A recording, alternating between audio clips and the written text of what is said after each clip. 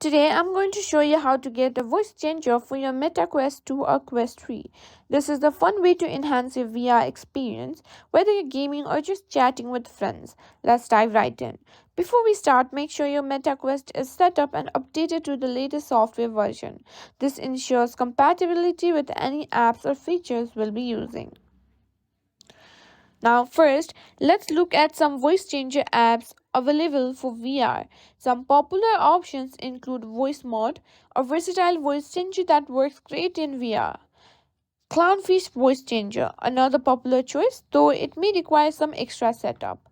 Make sure to check if they're compatible with the Quest platform. Once you've chosen your app, go ahead and download it from the MetaQuest store or the app's official website.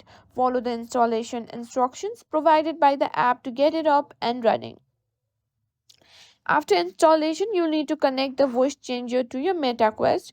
This typically involves opening the voice changer app, adjusting the settings to route the audio through your headset. Check the app's guide for specific instructions on how to do this, as it can vary from app to app.